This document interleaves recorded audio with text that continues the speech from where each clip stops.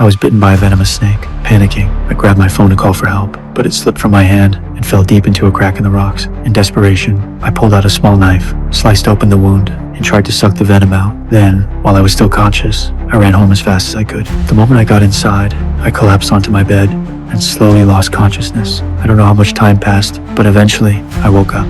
Not only was I still alive, even the wound on my hand had completely healed. Still, just to be safe, I decided to go to the hospital for a checkup. But then something strange happened. My car was covered in a thick layer of dust, as if it had been sitting there for a long time. I didn't have time to think about it. I quickly wiped off the windshield and drove toward town. But the moment I entered, things became even more unsettling. The streets, which should have been bustling, were completely deserted. Supplies were scattered all over the roads, clearly left behind in a panic. And even worse, there were corpses lying out in the open, long dead. Then I saw a notice posted nearby, an emergency evacuation order. That's when I realized something major had happened while I was unconscious. I rushed back to the car, hoping to reach a bigger city for answers. Through a nearby radio broadcast, I finally learned the truth. I had been in a coma for 4 weeks, and during that time, a deadly virus had swept across the world. The infection spread fast, and humanity was nearly wiped out. I drove to the nearest major city, Las Vegas, but all I found there was silence. Though the power grid was still running, the city was eerily empty. The bright neon lights only made the place feel more surreal.